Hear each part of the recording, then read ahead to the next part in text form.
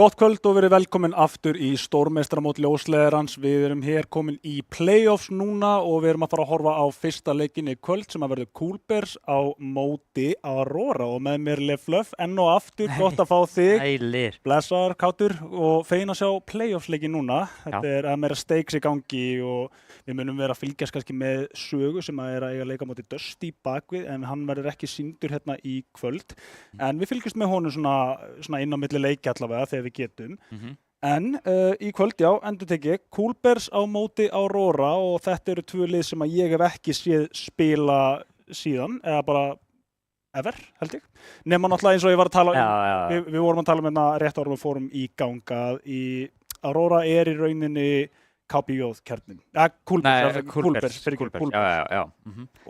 Já, tveir úr KPJ og þrír úr hérna, Þórslæðinöppinu í senast sísoni. Þetta lið, eru þeir hér í playoffsinu bara svona, make a sense að þessu í playoffsinu player base eða, kemur eitthvað óvart að þeir séu komnir hérna í playoffs út af því að þegar þið voru að raða öllu liðunum í bara undan keppninni hjá okkur að þá náði ég ekki að setja þá neinstar bara út af því einhvern veginn náði ekki að púsla því en kemur það óvart að þeir séu hér í topp 8 eða er þetta bara rosalega eðlilegt? Já, þetta er bara rosalega eðlilegt, ég meina þetta eru tvö topp 8 lið skilurðu sem að sameinast þannig að það kemur ekkert á óvart að þeir séu komnir í topp 8 í stórmeistaramótinu og þetta eru bæði lið sem voru í topp 6 komist í hérna playoffið í deildakeppninni og þetta KPJ komst í fjárlega þannig að þetta er alveg, það kemur ekkert á óvart sko. Nei, einu sem að ég kannski hugsa og það kannski skiptir ekki öllum máli, ég veit að Íslendingar spila rosalega mikið með hvort öðrum og hafa allir spila með hvort öðrum á einhverju tímapunkti en það er kannski meiri ágjörn sem ég hafði einmitt, hversu langt síðan settu þeir saman þetta lið og hvort að það hefði eitthvað áhrif playstílinn væri svipaður eða ekki? Nei, þetta er alveg mikið af puckleikjum þannig að það er ekkert, þú finnur eiginlega ekkert mikið fyrir því sko segjum að hún sést með standinn eða breytir hinum og þessum þetta spilast eiginlega alltaf voðalega svipað sérstaklega líka því að þú ert ekkert þannig séð með svona dedicated igla eins og þú sérð erlendis það er engin eitthvað að setja fram eitthvað system eða eitthvað kerfi sem að allir eru að fylgja heldur þetta bara kerfið í raun það sem allir eru vanir úr Faceit skilur við og þeir þurfa bara, já, einmitt þetta er svona það er ekkert ítt skilur við þess að læra það þegar þú skiptir lið þannig séð sko. Einmitt. Þetta kemur frá bara svona erlenda, ég horfi svo mikið á Counter-Strike út í heimu og maður bara einhvern veginn svona, er þetta ekki kannski bara fíverdrýma bara svona að liðin séu komin á þetta level? Ég veit að þú hefur oftar en einu sinni sagt á þegar ég tala um antistrat en þú hlærir svona, við erum ekkert komin í þangað sko. Mjög takmarkað ekki komin allavega að þurfa að gera þetta á móti liðum við hvort annað, þessi strákar þeir þekki hvort annað en þeir eru ekki endilega antistrata hitt liðið. Nei, meira kannski að því að þetta er sami hópur af fólki sem að spilar oft annarkvort með hvort öðrum eða á móti hvort öðrum þannig að þú veist alveg þegar þú ert inn á server á móti einhverjum einstaklingi sem þú hefur spilað margoft þá veist alveg hvað er að fara að koma svona nokkur neginn, já þannig að antistrat, hvort þú kallir það antistrat eða bara þekkingu að því að já, einmitt þú er bara að spila mikið við hann einmitt. En það er antistrat í því að horfa á eitthvað demo og vera eitthvað þannig það er kannski aðeins og við erum ekki alveg þar sko. Nei, einmitt, ég meina það einmitt skilur en auðvitað þekkir leikmaður A, leikmann B og veit hvað hann vill gera í ákveðnum stöðum og fara liti kannski í refsárunum en það er ekkert að kalla það antistrat hefur mikið stærri meiningu en það. Já, antistrat er auðvitað bara svona stórt umbrella term sem að gæti því hvað sem er sko. Já, getur þetta sagt það líka sko. Þannig, já. En Coolbears eru við með hinum megin, Aurora afsakið og það er náttúrulega bara, það er líka kjarni í þessu liði, er það ekki? Jú, þeir hafa vel að spila lengi saman og eru búin að vera í fyrstu deild í alveg, hvort það sé ekki alveg nokkur tímabil held ég sko allavega seinustu 1,5–2 ár örugglega meira hafa kannski verið með svona smá róteringu í 4. og 5. spilaranum kannski svona einhver í vinahópnum sem að hættir aðeins að spila CS, kemur aftur eða eitthvað svoleið sko svona, hei, ég þekki þig, þú ert það góður viltu ekki bara þetta er eins og veka skilur þetta er bara vinahópur sem spila saman þannig að stundum er vinahópurinn stærri heldur en magnið af fólki sem kemst í lið og þá kannski er eitthvað smá rótering í þessu af og til sko en þeir akkurat eru núna búin að vinna sér upp í úrvalsdeildina frá seinasta tímabili þannig að næstu deild verða í úrvalsdeild. Þeir verða að komnið þangað, það er bara 100% þannig að það verður gaman að sjá það. Við kannski fáum bara upp leikmenna fyrst að við erum að ræða á svona mikið, sjáum kannski bara Aurora fyrst við erum að tala um þá og hvaða leikmenn munum spila í kvöld í fyrsta playoff leikinum og hvernig sem hann kemur en þetta ætti að vera væntanlega Bjarni einhver leikmenn sem eru key sem að vera 100% þetta líka fá Aurora grafíkina endilega. En já, við vorum með Bjarna, svo ertu með hér, það er eitt nafnana sem að ég langar að nefna, Ronald, hann er OG Aurora player. Já. Þetta er frá því að, þekkið þú hann líka inn á, frá þeim tíma? Já. Bara þegar Aurora byrjaði held ég. Já, ég held ég að við sigra í undankeppninni inn í ljóslæðardeildinni í fyrsta skiptið, eða í annað skiptið, þá vann ég þá með Keflavík line-upinu. Já. Ronald hann inni, sko. Já, einmitt. Ronald og Rafle og eitthvað, sko. Það var Alli Meister. Alli Meister, jú. Alli Meister. Fun fact fyrir ykkur heima og þig, þetta er fyrsta liðið sem ég lýsti officially. Og það var bara á netinu heima, já. Það var Alli Meister sjálfur sem að senda bara, hei, hann er að lýsa leiktum. Já, ég skil að prófa þetta bara. Svo bara einhvern veginn, hann er að gera okkar leik, og enda maður hérna, núna, í Gíslu. Gíslingu. Nei, ég segi svona, Bjarni, já, Ronald, Jón, búinn að vera á háleveli lengi áður og er hann ennþá að spila vappa? Eða er hann í dreifðara róli? Hann sekundvappar, en ég veit ekki hvort að ef að Venni væri ekki, ég veit ekki hvort að Jón væri svona eitthvað lemravappa, eða þú veist, ég veit ekki hvort hann sækist í það lengur, sko. En hann getur alveg, sko. Já, það er nefnilega, það fannst mér vera svona, hans ról svolítið, sko, hann sótti mikið í hann allavega og kannski eitthvað síðustu breyting, ég veit ekki, það er alveg nokkri vappar sem að voru bara svona já, maður sá alveg, vappabreitingin var mest á höggi fyrir CS myndi ég segja og náttúrulega út af rifflum í rauninni. Hún var svolítið erfið, sko. Það var ekkert leiðilegt að spila með riffilinn nema móti riffil en svo Triple G líka búin að vera lengi, Triple Crown, það er bara já, komin hérna í Aurora og ég, sko þegar ég horf á þetta lið þá næ ég ekki að sjá eins og ég sagði við þig fyrir mér hvar þeir í rauninni standa á móti stærra liði sem er arguably KPJ, gamla KPJ, núna Aurora. Er ég að fara í hringina? Cool Bears. Já, þú ert alltaf að mixa þeim upp. Alltaf að mixa þeim upp, sko. Cool Bears. Og Cool Bears eru, sko, er stíllinn, klassar þeir eitthvað saman eða er þetta bara að vera nokkuð basic eins og segi, puggy leikir á milli þeirra?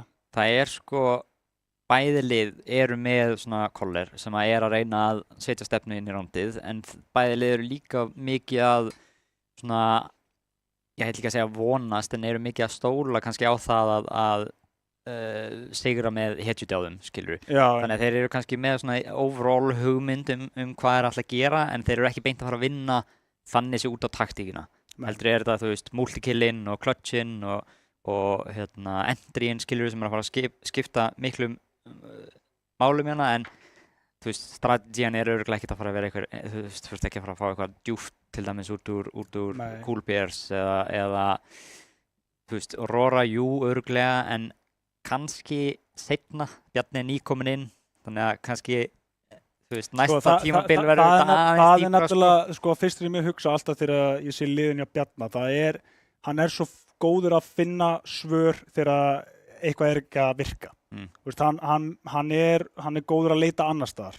Bara, hei, svona eins og ég vil kalla, það er ekki að virka, augljóslega, ok, hann virðist vera með svona kapten, fólk talar núna í dag, IGL og kapten, hann er með kaptinin finnst mér vera bara á hreinu. Hann er rosalega svona vókal bara hvað hann vill fá í gang og bara, ég segi það bara út frá að horfa á hana kameru, sko. En ég fæ það bara væp hjá honum að hann er rosalega góður að finna lausnir á vandamálum sem að kannski, að leita að lausnum sem að þeir eru kannski ekki að finna. Þannig að ég held að eins og segir, þú veist, og tekundi það, ég held að þeir verði sterkari bara, öll lið eru sterk sem að eru með Bjarna í, það er bara þannig. Það er uppgreitt að með Bjarna sem in-game leader, myndi ég segja.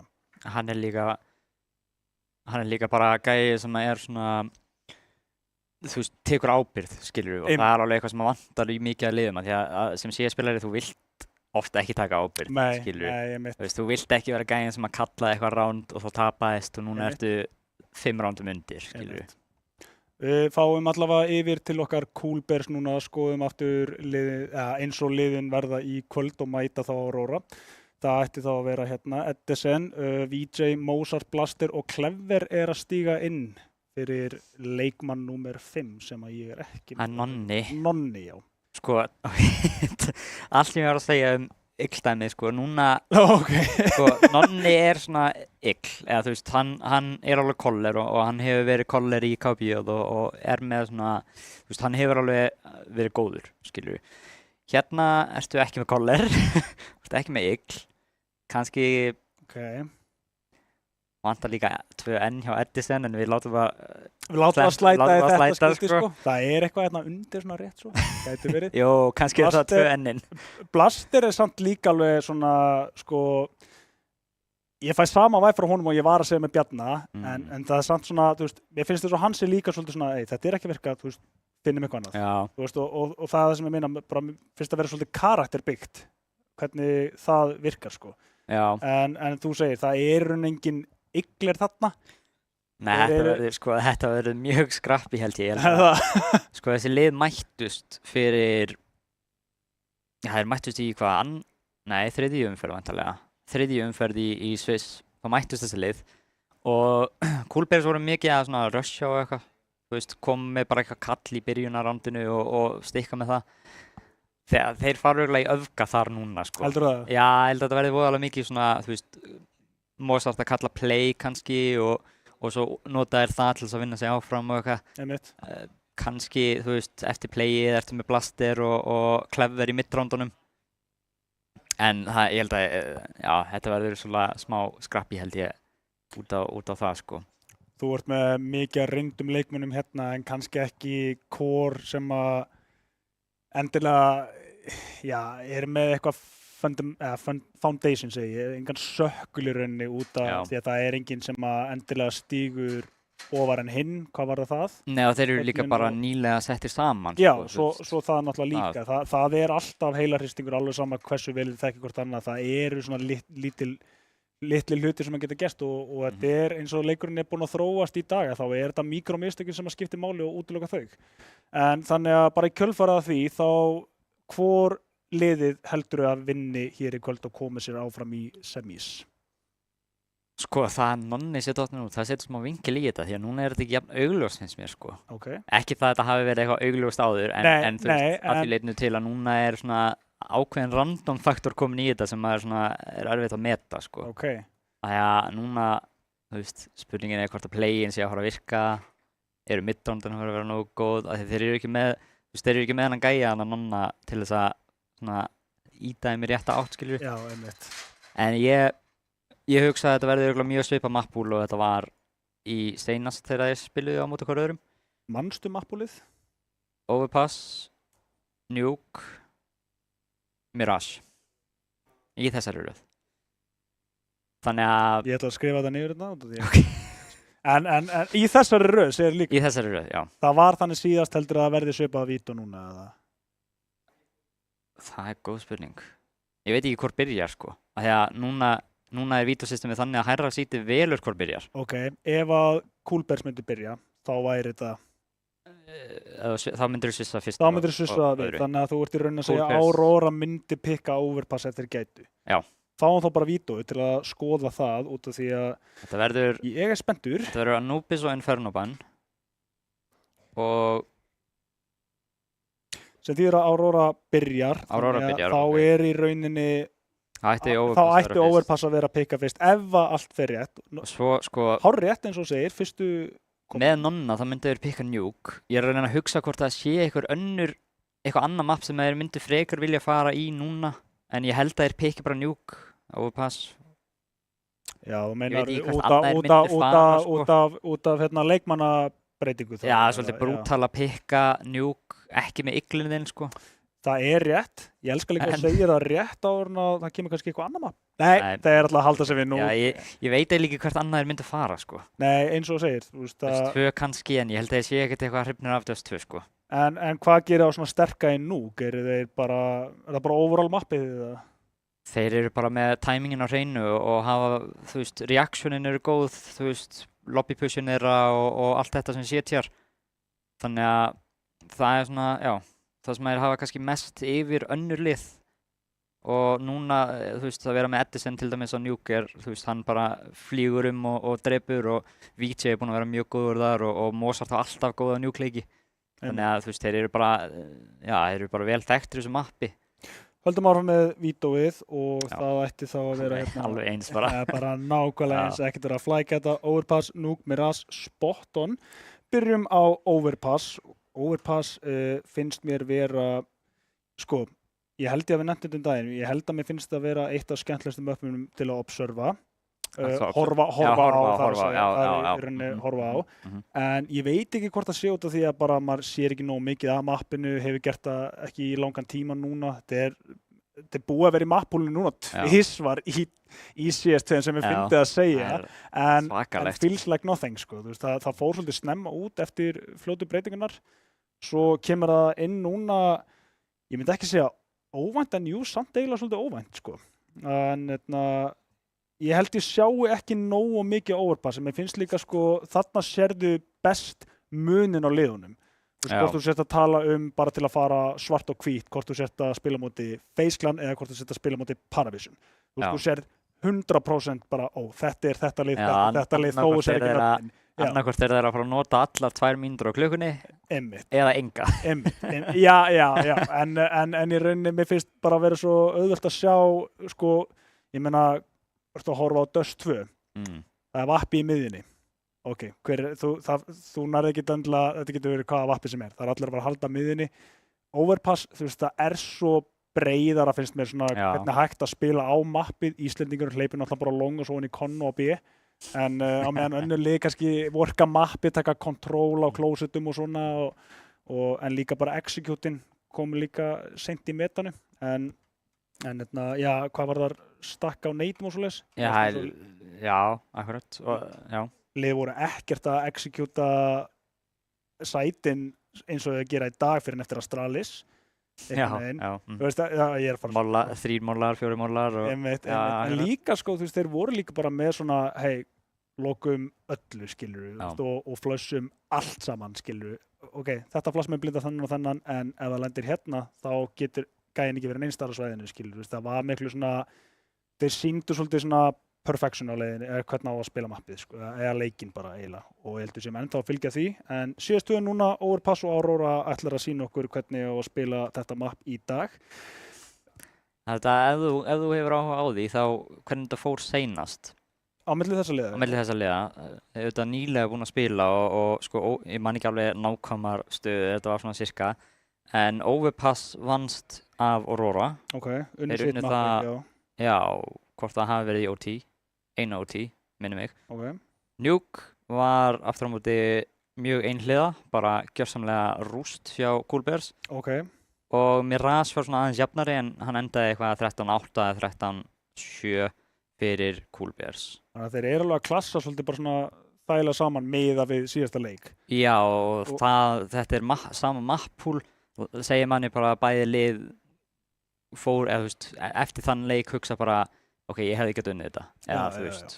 Já, einmitt, þau eru ekki að horfa á veikleikinn andstæðinginn, en það er meira að horfa, við erum sterkir í þessu. Já, bara 80% og veist maður, já, þannig að þetta er alveg svona, þeir eru ennþá bara... Coolbears eru alveg sáttu með það að hleypa bara Overpass aftur inn, þótt að þeir töpuðu því og banna þá Inferno, og Aurora, þú veist, þeir eru bara voðalega sáttu við að fara bara í sama mappúl og halda þeir eigi, þú veist, betri Nuke-leikinni og betri Mirage-leikinni. Einmitt. En já, ok, þá bara Overpass, sko, ok, þá er þetta í rauninni 2-1 enda þetta fyrir Coolbears. Það var síðasta niðurstaðan, ég ætla að skrifa þetta niður um svo hverfi ekki. En Coolbears er unnið síðasta leik. Góða blaðið. Það er smá tæknilegur örleikar, við erum að koma þessu í leik, en svo hinum enn eru með sögu á móti Dusty. Kannski spjöllum bara örstutt þá. Hvor liðið er að fara að vinna þar? Ég veit að þú ert örugglega búinn að ákveða þig, en hvor er sterkara lið, en getur búið til einhver rök fyrir að Saga geti gefið þeim slag?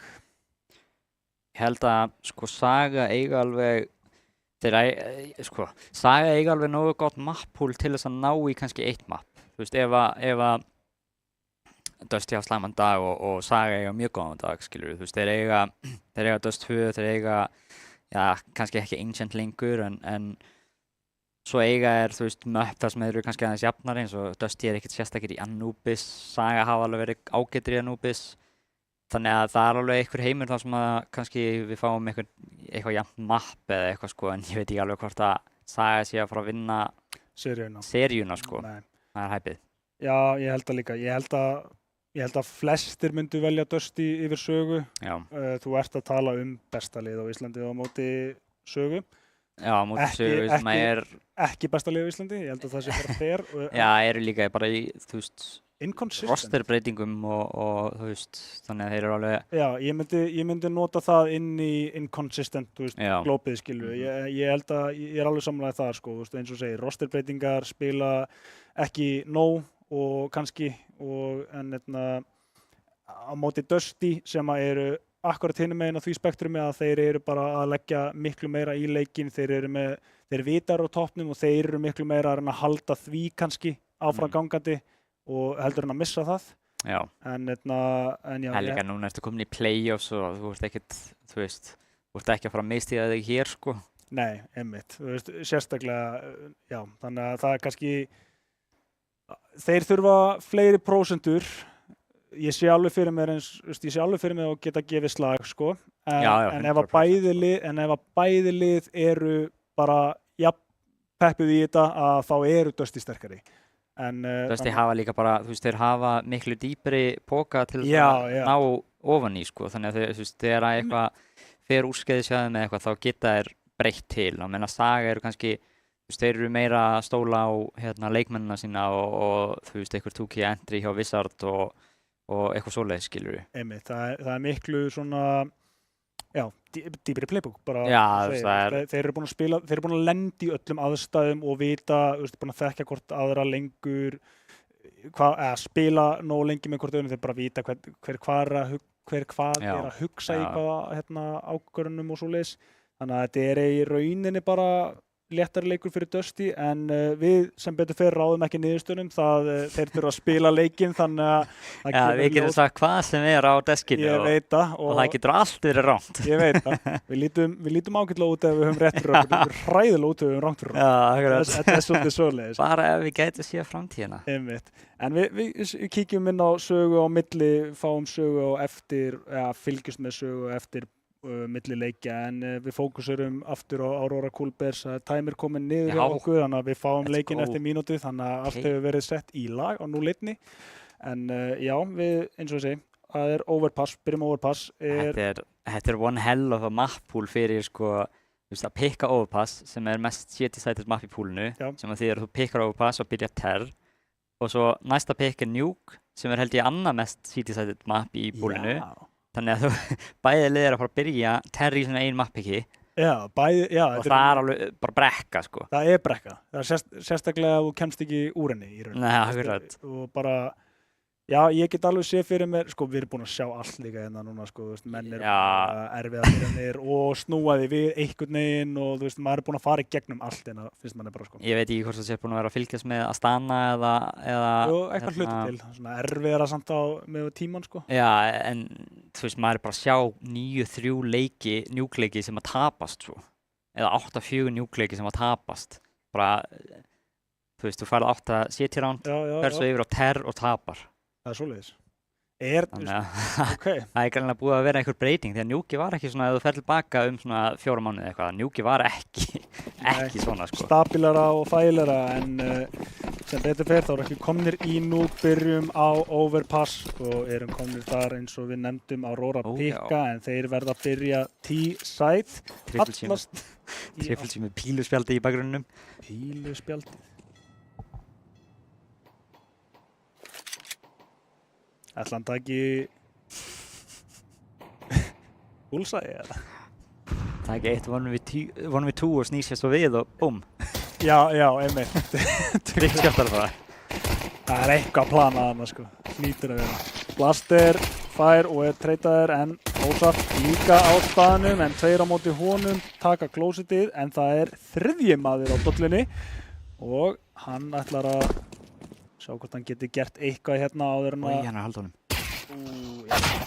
Þetta er búið að fara fram og tilbaka í báðar áttir. Jón núna 1 eftir á 3 búið með fyrsta en 2 eftir og erfið leið fyrir hann inn. Clever næstu við eða sýnir sig þarna án þess að spotta hann. Jón veit af honum og veit að hann veit ekki af sér, þannig að hann reynir að koma sér þarna nær fyrir. Skugginn spottaður, Skugginn nær ekki að ná tenginu. Clever bakkar, gefur Edison sjens á að píka þetta með sér og það er vel spilað hjá þeim. Sýnir hérna reynslan. Dulurnar og Coolbears taka fyrsta mappið. Það var eitthvað. Eða fyrsta pickið, eða fyrsta, ekki mappið alveg. Já, já. Það var aðeins fram á mér hérna, sko.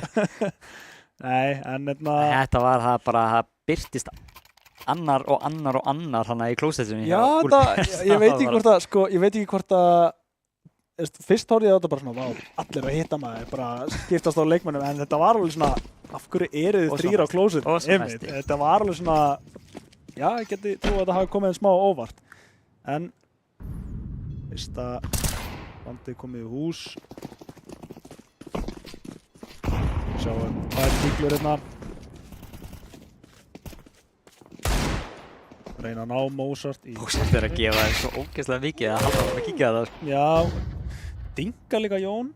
Hann er svona... Sko, ég held að sé ekki endilega að gefa sig, hann meira bara svona að vera óþolandi. Hann veit í rauninni hvaða byssum hann er á móti, svo bara hann píkar, öruggur, nær dinginu og er ekkert að sýna sig núna. Jón eiginlega þarf bara að vera haldur. Clever hérna á longinu, tryggir það, Gull tryggir það. Blast er tilbúin ef hann þarf hjálp en annars sér hann klósettinn að framann. Clever græja sitt. Blaster getur bara hangið ennþá hér. Gerir eins og hann getur hérna nær einum. Spottar seinni. Hvar er 3. og 4. leikmaður? Ekki ennþá komið. En Venni nær að taka hérna opnununa. En þá kemur Mozart tilbaka og Clever er ennþá með longi. Þannig að þetta er svolítið samloka, fín samloka sem að Coolbears eru með. Og Venni ætti í rauninni ekki geta komið sér burti hérna, þeir eru búinir að þrengja að þeim allstaðar, þannig að þetta er bara seinna ránd. Já, Þetta var hættulegt. Já, ég meina þetta voru diglur og engin armor. Já, þetta spilaðist mjög hægt, bara mjög hægt. Sko. Alveg, já. Já, þeir náðu bara toilets og sátt svo bara kjörir í raun.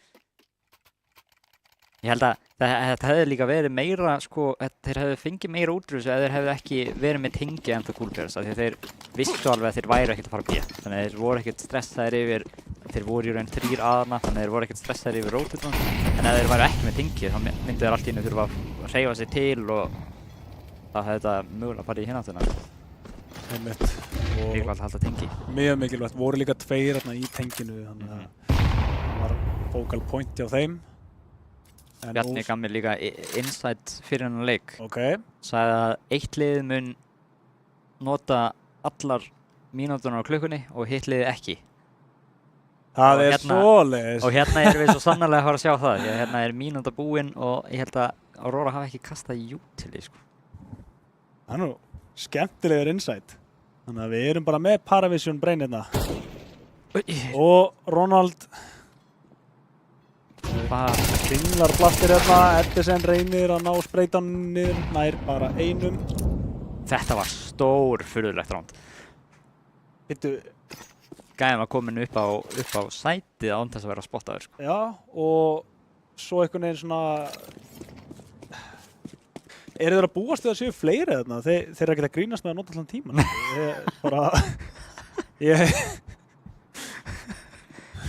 Hérna kemur tekið. Það kemur á endanum.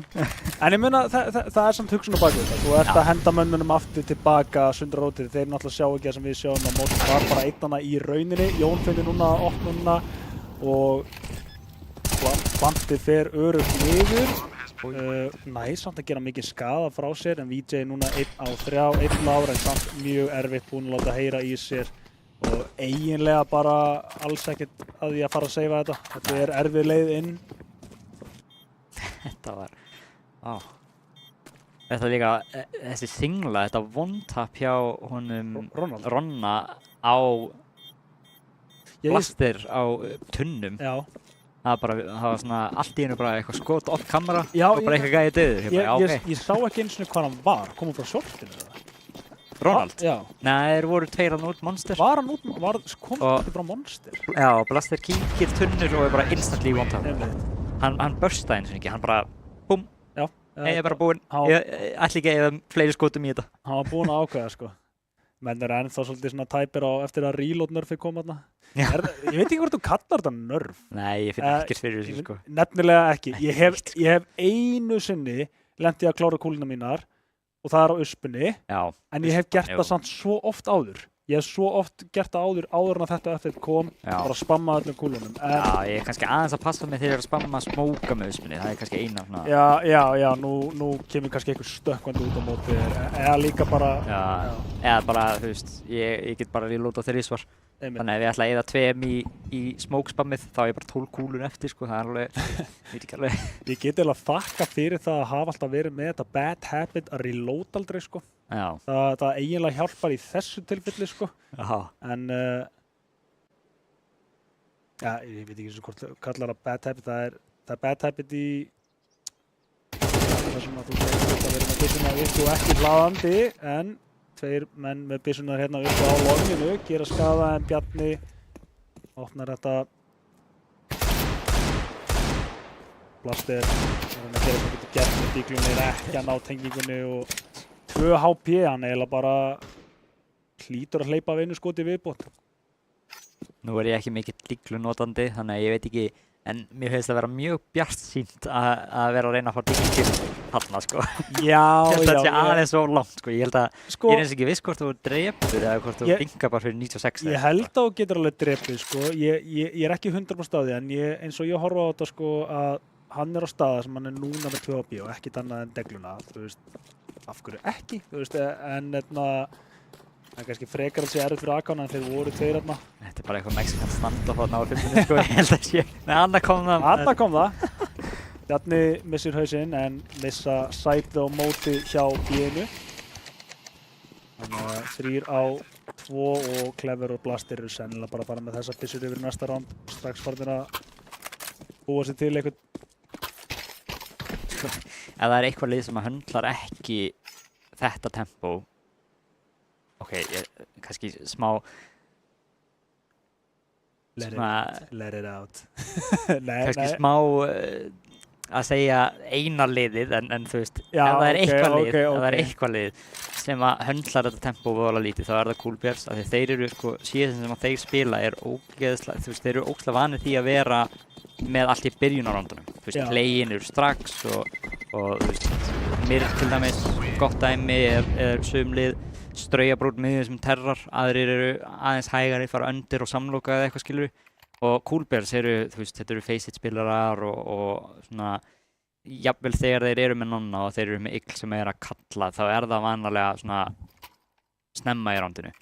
Þannig að þegar þú færð eitthvað lið sem er ándjóks í terspón í 40 sekúndur áður en að þeir byrja að gera eitthvað, ég held að það er svolítið erfitt, það er svolítið erfið breyting fyrir þá, skilur við. Já, og maður sér það sérstaklega, sko, líka, það er rosalega erfið breyting að fara að hætta að henda utility snemma. Og það er eitthvað sem að þeir þurfa svolítið að gera núna, nema að vilja bara eyða því, en ég meina, þú veist. Það var alltaf þannig í gamla daga þegar maður var að spila á móti rússneskum liðum. Þú veist, maður var bara vanur því að prakka og æfa á móti, þú veist, bara vestrænum liðum, skilur, og svo fer maður bara í einhvern official leik á móti einhverjum rússum og þeir voru bara endalaust að sko, spila svona, sérstaklega overpass til dæmis, að vera bara ógeðslega hægir og þetta er svo ógeðslega erfitt að breyta til og byrja að smóka seint, skilur, og vera ekki að búa með alltaf smókuna. Það er alveg muscle memory, það breytist ekki, sko. Nei, ég veit það. Það eina sem að ég breyti eitthvað með þetta er rauninni bara að hætta að henda smókum áður en að sko gæjarnir geta verið komni. Já. Það er samt ekki það sem við erum að tala um núna. Maður er að tala um bara, ef þú veist að leikmennir er ekkert að fara að sækja makkkontróla að þér í byrjun. Þá getur þú nota þetta sem Við komaðir og aftur eru staflaðir í klóstinu og það virkar. Víti sækir tvist hérna og bombuna. Reynir á Ronald en Ronald missir skaða en sömuleiðis VJ endur á því að bakka og gefa bombuna frá sér en 2 eftir job done myndi ég segja á VJ. Nú það bara að halda sér lifandi ef hann getur en engin til að aðstoða hann. Clever inn á side. Hann er ekki að laga þetta fyrir þá. Jón og Ronald núna mjög lágur en verða að ná að koma sér inn á side og verða að losna við Clever. En Clever að gera nógu gott og Blast kominn þá til að aðstoða. Þeir sækja 3. rándið hér. Gaman að sjá þetta setup aftur, þetta svolítið dottið úr tísku sko. Nefnilega, þetta old school overpass sko. Þetta nefnilega, það svo langt síðan að maður hefur séð þetta að maður sko áður fyrr, þá maður sá gæjan hann aftast klósett, þá bara instantly ok, það gæja annar vinstri, en núna það svolítið síðan, þannig að kannski það ekki svona... Einmitt predictable. Já. Nefnilega fyndið að skuli segja þetta, það einmitt, það ekki mikið, þetta kannski svolítið það sem að ég horfi á overpass og kannski þetta bara eitthvað nostalgíu svona leikur maður vilja sjá, en minna leikurinn spilast allt öðruvísi í dag, en liðin verða, þetta náttúrulega bara knowledge sem hættir að nýta. Þetta búin að sjá 4 manna boostið þarna hjá fyrir utan klósett, já. Þetta var samt til í gamla kortinu. Ég man eftir því en enginn notaði það. Já, grætir ekkert að því. Þú sást bara einhvern stað á mappinu sem eiginlega enginn á, hvað sem sko. Nei, og þú ert að fórna 4 leikum. Já. En ég held að þú sér það aðeins betur núna, sko. Næstu því annað spray down, en Triple tekur mikið damage á sig, en heldur samt lífinu. Ég held að þú myndi kíkja í tölfræðina. VJ örugglega topp 5 multikiller í deildinni, sko. Já, það. Alveg fáránlegt hvað hann nær mörgum oft, sko. Miðast það við staðsetningu hjá þér eða bara commitment? Ég svona kannski að lesa eitthvað úr playstilum hans. Ég veit það ekki, kannski hann bara svona góður að sprayja, ég veit það ekki. Hann alltaf committar sprayið, það fyrir ekki milli mann. Já. Hann búinn að vera að gera góðan skaða hérna, 6 kill efstur hjá Coolbears eins og Spurning hvort það séu að fara að enda B hérna. Þeir eru með Ronald á stöndinu. Já, ekki lengur. One-tappið ekki lengur. Clever ennþá að vera duglegur hérna, halda þessinu. Búinn að gera það bara mjög vel upp að þessu og ennþá núna eins og klettur. Þeir eru að spila hægt, það var ekki milli mála. En þeir eru líka að fá map-kontrollera, en það bara kostað og mikið. Þeir eru orðnir alltaf 2, 3 þegar kemur að executinu og það ekki nóg. Það líka þeir eru að eyða svo miklum tíma í að cleara map-controllið, en einhvern veginn alltaf að lendi í því að vera multikillaðir þar sem að gæinn var, eða þú veist. Þannig að þeir eru að cleara ógeðslega hægt, en þeir eru greinilega ekki að cleara nógu hægt til þess að ekki vera multikillaðir. Einmitt. Þannig að það vantar kannski meira explosive power í þá þegar kemur að því að hreyfa sig. Já, eða kannski líka, þú veist, ef þú ert að cleara öll angles. Segjum þú sérst að cleara 20 angles. Hversu mörg af þessum 20 ertu svona raunverulega að gera? Já, ég veit hvað. Þú ert komin í 15. anglið og svona byrjar að gera aðeins svona lazy, sko. Einmitt. Ég meina, þeir eru duglegir líka að breyta til þetta. Þú veist, þeir eru ennþá á klósettunum alveg, en þeir eru kannski aldrei með nákvæmlega sömu línur eins og þeir. Þannig að ef það alltaf nýtt og nýtt angul sem þeir eru að taka, þá verður þetta ennþá erfiðara fyrir Aurora. Edison, það hérna í viðbútt og þeir eru bara að vera mjög duglegir að gefa þeim enga leið inn á A-sætið eins og bara A-sætið. Þeir náðu B-inu þarna fyrst, en það var í kjölfarið að fá opnun. Þeir eru líka bara búin að vera alveg sáttir við það að bíða bara eftir Aurora.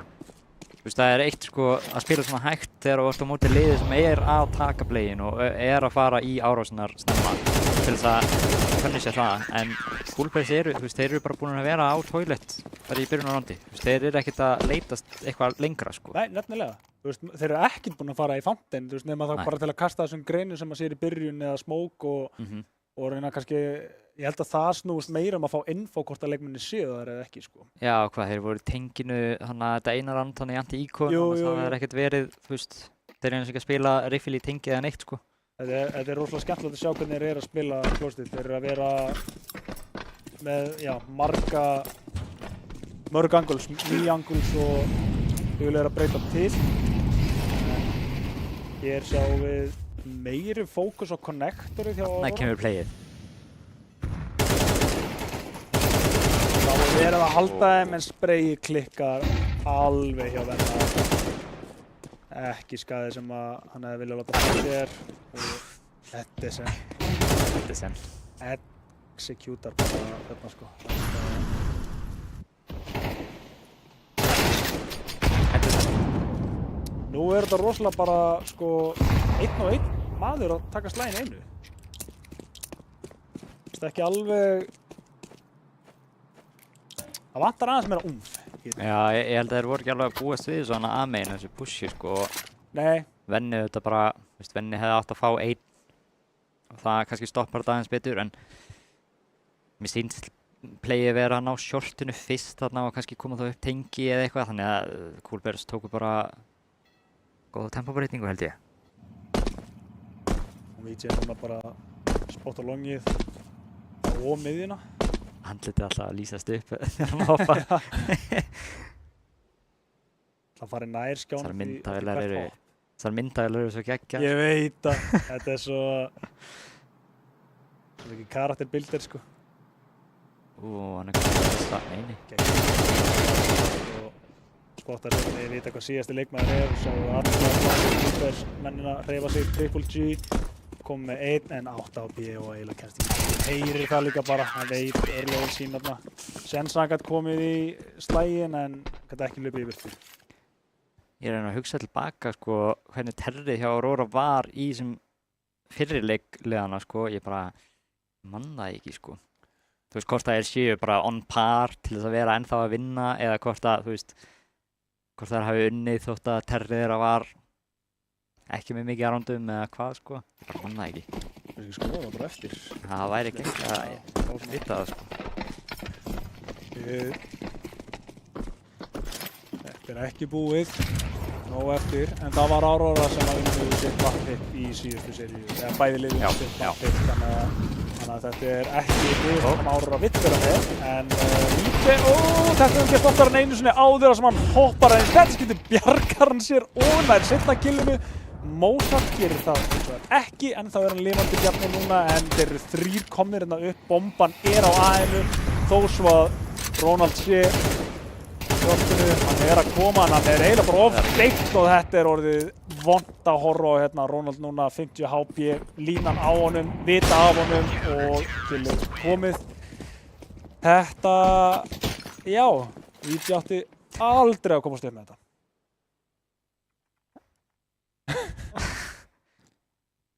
Ég er aldrei í þessu sko. Ert þú með skrollið sem... Já, ég er með skrollið sko. Ég er svo sem með... Nei, þú veist, ég skrolla upp, sumir skrolla niður sko. Ég skrolla upp. Sko, ég hef aldrei lent í þessu. Ég var aldrei sortspilari sko, ég bunny off það aldrei á skrollinu sko. Ef ég lendi í þessu, þá er það því ég íti oft space, ekki út að ég skrolla. Nú, Ef þú getur farið tilbaka þegar þú byrjar að læra á CS, myndirðu kenna þér að nota ekki skrollið? Nei, ég spilaði svo mikið surf. Já, ég segja það, en þú veist, bara á svona leik-standpoint, skilur við. Nú ertu... Nei. Ekki? Nei, þú veist, ég lendi ekki einum vesinni, sko. Ég hoppa á Más 5, sko. Það er þetta hlæða, ég veit það. Og Ronald, heyrðu, þetta er fyrst skipti, eða annars skipti það sem að opnunin virkar almennilega, búin að hreinsa bíðið núna og þá sjáum við þó svo að mennirnir séu dreifðir allstar hjá Aurora, þá eru hinnir leikmennir það líka. Þetta er enda kannski verra núna að vera að missa Bjarna þó svo þetta sé ekki að missa menn hægri vinstri því að það séu bara ákveðin margir eftir og þú ertu búin að missa 3. Þetta er allt fyrir bara 1v2 hjá Mozart, átti aldrei að enda svona. Hann spottar Venna í smóknum. Grenan gerir damage en Meira verður ekki, hann næra að droppa niður, Venni heyrir þetta kolast út og þeir koma sér báðir á shortið. Krafbolka short. En Mozart verður eiginlega og ætti að reyna þetta. Já, hann heldur að gæðin sé enda sæt, þetta er voðalega rauð og njútúr núna. Já, hann er að brenna tíma, hann er með kit, hann er ekki með smoke. Hann er með kit en það þarf að flusha út bæði shortið og... Já, þetta er búið. Það er ekkert sem að gerast í þessu. Venni gæti dáið hérna og já, meiri segja Triple G líka. Það þarf að halda þessu. Ok, vel valið. Fellur líka með þessu, en ég menna... Það daginn virði. Það ekki? Jó. Þó svona hafi verið með AK, en ég menna þetta heldur peningu þeirra. Þeir eru ennþá hægt að brjóta penningana þeirra. Já, þú stoppar frá því að kaupa util í stærsta mappinu í púlinu. Það er bara 100% þess virði, sko. Það er mjög áhugavert hvað Coolbears breyttu til þótt að þeir séu 7-2 yfir. Jú.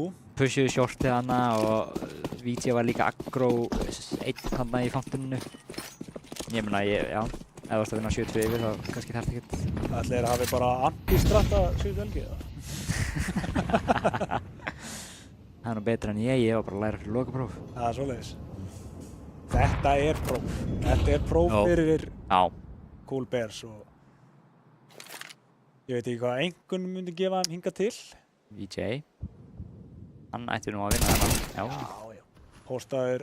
Venni var svolítið að fara of víðan völl þarna. Já, hann var mikið á hreyfingu líka. Já. Reyndi að halda öllum smóknum í staðinn fyrir bara svona part af honum. Einmitt.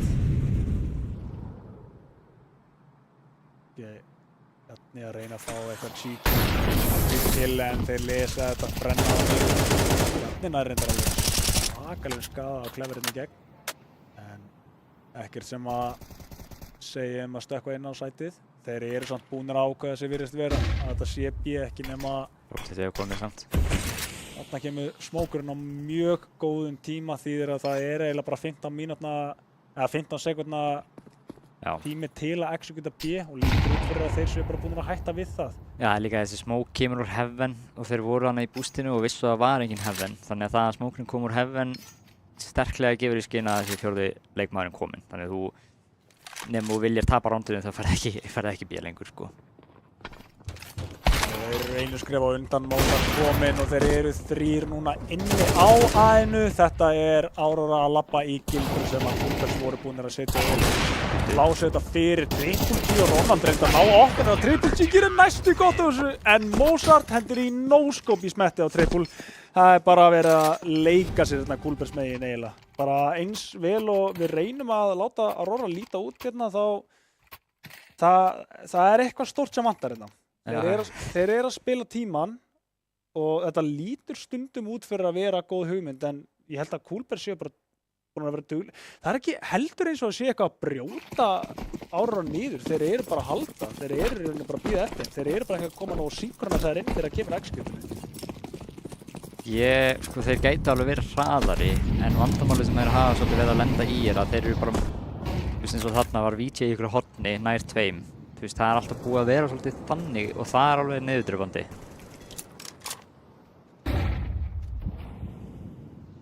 Vægast sagt niðurdrifandi. Alltaf að vera með eitthvað hauk í horni eins og Tommy segir. Já.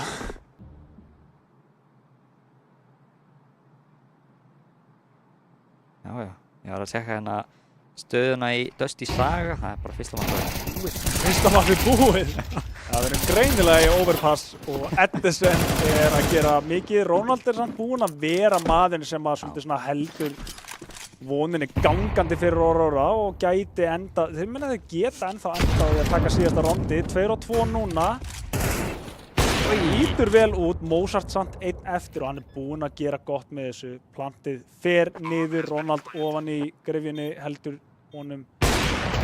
Angul skiptir yfir og Ronald hann tekur skotið á hann en dökkar svo að Venni geti treytað þetta út hann að Aurora endar á því að sigra allavega síðasta rándi áður en að fara yfir í helmingin sem að sko nú er engin afsökun fyrir Aurora. Þú veist bara 10 sæti er alltaf erfiðara. Það er held ég bara það er erfitt að finna svar þar þegar það kemur að því að vinna ránd. Já, Já, þú veist, það er ekkert sem að segja að Coolbears er að fara að eiga erfið eða léttari tíma á T-side, sko. Einmitt. Þú veist, 8-4, overpass, það er alveg, þú veist, maður sér það, sko. Já.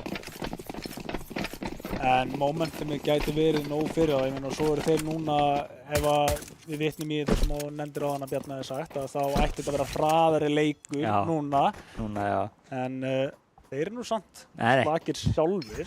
Þeir eru líka með sína eigin hugmynd hvað Aurora ætli að gera hérna en það er bara verðist vera sameiginlega ákvörðun að bara sleppa tengi og fremst á klósettum.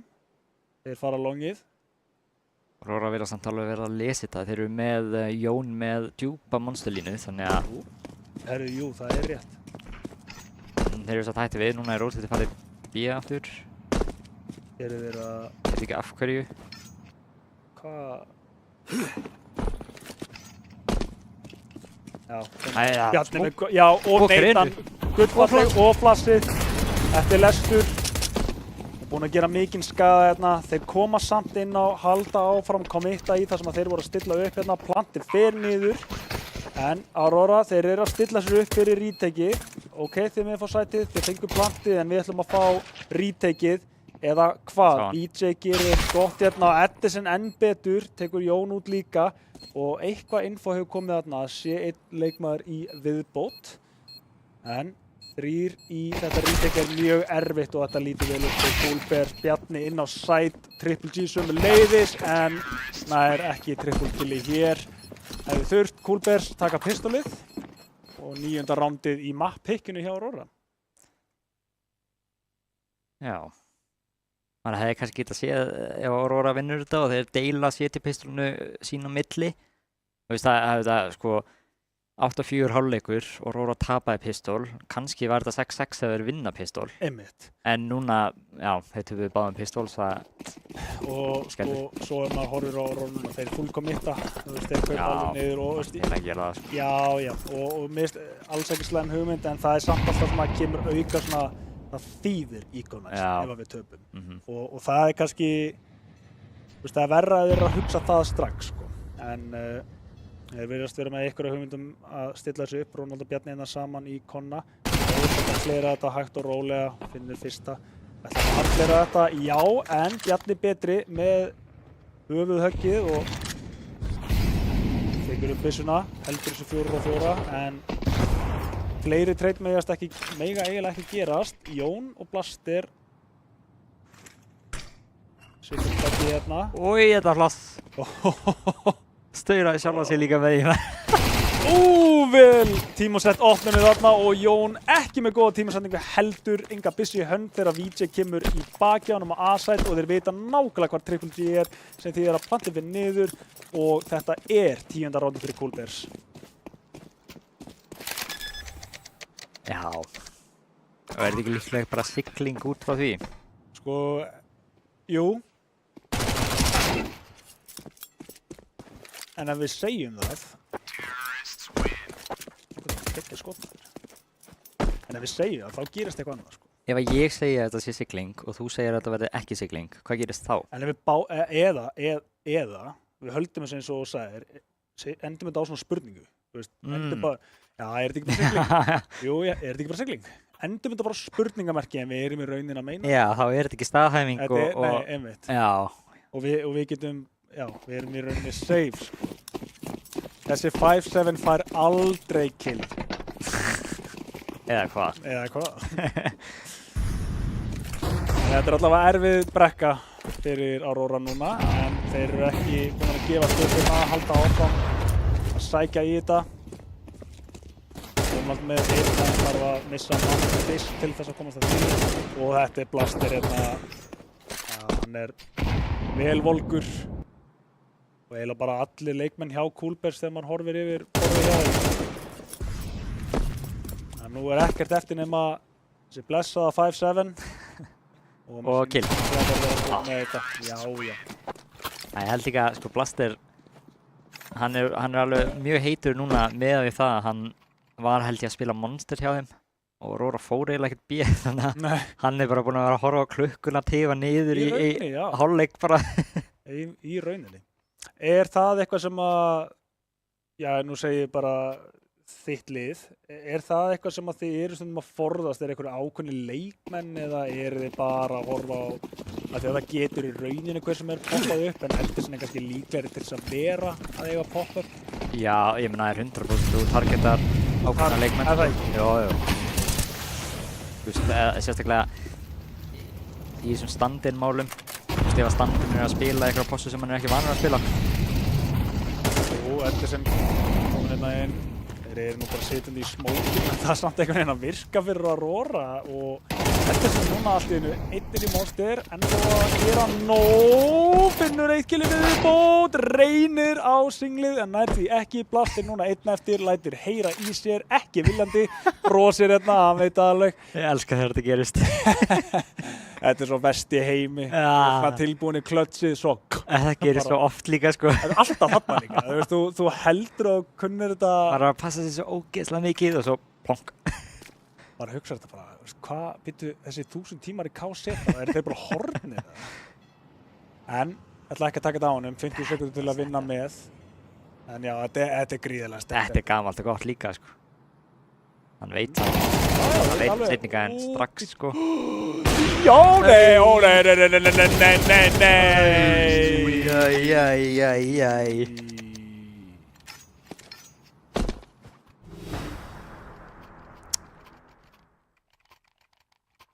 Skellur. Stressið tók yfir. To be fair, sko, Blaster var að hreyfa sig. Já. Bara, ég veit ekki hvaða dans hann var að dansa, en hann var að dansa einhvern dans. Það ekki hægt að hitta neitt sem að veit ekki af þér. Já. Þetta var svolítið ennþá, hann var í meðin smók, var hann ekki að fara að kasta ABC eða graffiti. Já, sæti eitthvað, ég veit ekki alveg hvað hann var að gera. Nei, hlaupi ykkur ringi eitthvað. Það var samt mónt, þetta mátti ekki gerast. Seinna skotið klúðraði líka, sko. Við sáum það ekki á POV, þannig að... En þetta var 12. rándin fyrir Coolbears og það kannski það sem að svíði mest við þetta. Núna 4 eftir á Coolbears, þannig að... Ég meina, í seinustu viku þá unnið þeir í OT. There's still a chance. Já, ég yfirleitt svo bjartsýni hérna, sko. En ég tek undir það, still a chance. Ekki nema 8 ránd framundan. Þeir eru 3 tölvett. Þeir eru búin að ræna setupinu hjá Coolbears. Nokkuð svipað á áðan, við sáum bara trade fram og tilbaka í klóðunum. Hvort liðið til að gefa það upp og þetta lítur út fyrir að allavega Aurora haldi áfram slæginu ekki nema eftir sem takk eitthvað unbelievable 1v4. Surely not. Nei, það er bara... Það er too much, 40 sekundur líka og Aurora veit alveg hvernig á að spila þannig leik þannig að ég held að þeir fari ekki að rétt með þetta en þeir eiga alveg að tryggja þetta. Ég meina hann með bombuna, þeir þurfa ekki að vera dreifðari. Það er samt að fylgjast með öllu en Edison er bara það lára, já þetta er sennilega búið núna. Kemst og... Hvernig hann er að dodja allt. Já, þeir B plantar. Hann opnar hurðin og þeir heyra það er eini gallin hérna. Hann stekkur út samt skýtu, hann nær plantinu. Hann er plantinu. Nei, hann er ekki. Maður veit aldrei þegar Edison er í klötsinu, sko. Ég veit, það er, ég sá fyrir mér á plantinu en ekki komast af plantinu í rauninni. Maður var á leiðinni í rotate, var alltaf að fara að halda honum þar. Gæinn Heaven var alltaf ætti alltaf að hafa það á honum. Já. Mozart 1912. Average Mozart leikur held ég bara. Er það málið? Já, ég held það. Það var líka 1v2. Já. Það var alveg það var ekki frá hans POV. En... Jú, það var ekki 1v2 til þess að klára 2v5. Jú. Það var akkurat það. VJ fekk hérna 1 hoppandi og... Já, akkurat.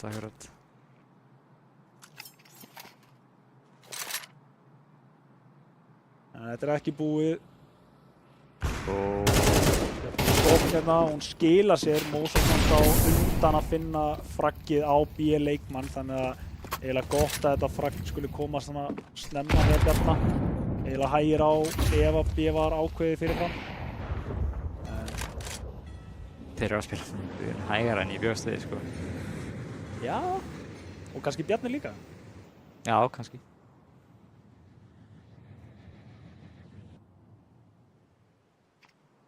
Það er rosalega mikill fókus hérna og ég held að sko, það að Coolbears sé að setja svona mikið fókus í þetta er að þeir eru kannski að hugsa að þetta getur alveg gerst. Þeir ætla að sigra þetta map. Þeir vita að þeir eru í map-picki hjá Aurora og að vera með svona forskot gefið marga sensa en þú verður að nota hvern einasta sens. Og ég held að þeir séu vel skipulaðir upp á það að gera sko, eru hérna í tveggja manna setup þó sé að spila langan tíma. Þeir eru búin að hrinda rótið í tíma, sundra á saman, en Triple G finnur alltaf fyrstu opnunina. 3 leikmenn eftir til að díla við fyrir Coolbears, en þeir eru allavega komnir inn á ákvörðunin komin, Venni í Heaven, 2 hérna ofan í vatni. Báðir spottaðir að geta kólað þetta út allavega, bomban fer niður, en náðir að halda þessu. Erfitt fyrir þá, en geta svo sem alveg gert það. Lost af 1 mann, Moskva er svo opinn að þetta er orðið helviti óþægilegt. Clever með 2 inn í þessu og Clever núna 1 eftir. Hann þarf að fá 4. og hann getur gert þetta! Hann er á leiðin að taka 4K til að vinna fyrir þá. Mappickið af Aurora endar vel fyrir þá. Clever maður. What a man. Þetta geggja skuli enda þetta svona, en þetta er ekki gott fyrir Aurora. Þeir mega ekki byrja svona. Nei, sko, með að eins og ég segi, senast þegar þessi lið mættu, þá vann Aurora í overtime og sko Coolbears sannlega rústuðu þeim á Nuke.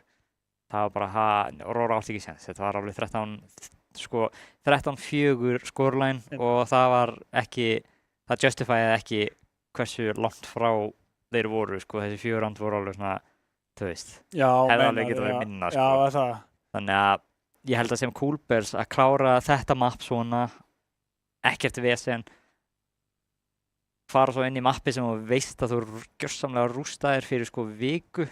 Já, þeir allavega, það ætti að endurtaka sig og ég menna líka, það kemur, nú segi ég þetta eins og ég sé búinn að lenda í einhverjum mörgum best of 3 seríum áður sko, en ég myndi að halda að komi smá öryggi vera bara búnir að vera tryggja í fyrsta mappið. Þú veist, þú getur ekki tapað í næsta mappi leikiseríunni. Þú ert alltaf með 3. mappið. Og þannig að það gefur kannski smá öryggi, svona, þú veist, þú getur andað á sömu stöðum, þú ert ekki farin að finna fyrir ómikli pressu, þannig að fara yfir í mitt, þú búið með erfiðakaflan sem er mappið á andstæðinginum þar sem var rústaður. Þannig að þetta er allan daginn Aurora sem að þurfa að stíga upp núna og Coolbears í rauninni bara spila eins og þeir spiluðu. Já. En allavega þá er ekkert annað en að fara í Nuke, en fyrst til þekki þetta það er að fara í stutt hlé og við ætlum að fá auglýsingar hérna og svo förum við yfir í Nuke eftir það.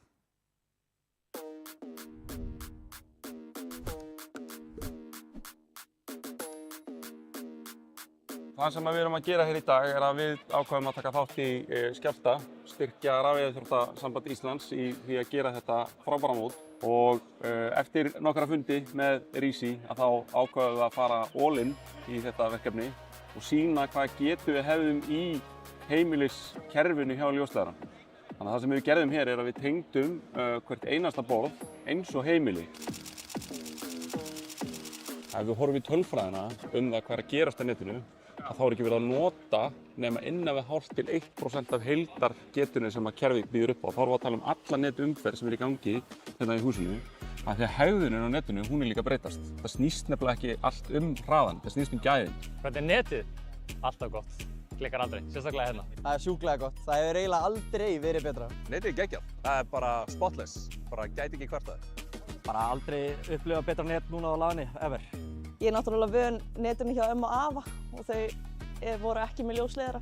Þannig að við erum búin að leggja hérna í húsið 388 ljósleiðara og hérna fyrir utan þá komum við fyrir færanlegri tengistöð með 2 alveg risastórum svissum sem að sjá til þess að allir spilararnir hérna séu tengdir við umheiminn. Tengistöðin sjálf er svo tengd í burtu með 4 100 gig samböndum sem fara í 2 áttir til þess að tryggja öryggi húsins. Þannig að ef það kemur upp strengslit eins og hérna í hverfinu þá dettur Skjálfti ekki út.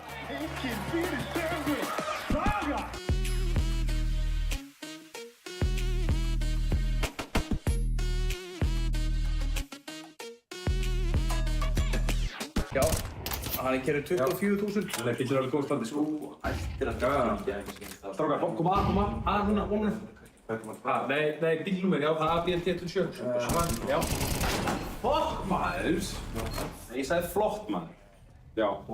Klokk 2 á mánudag. Klokk á, takk það. Já, bye. Come on!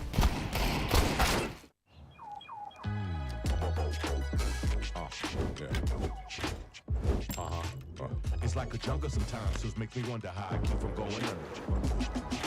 Driving big cars, spending 20s and 10s, and you wanna grow up to be just like them. Don't push me, cause I'm close to the edge. Völdu rafmagnaða Toyota tilfinningu með nýjum BZ4X. Toyota, förum lengra, fyrir alla.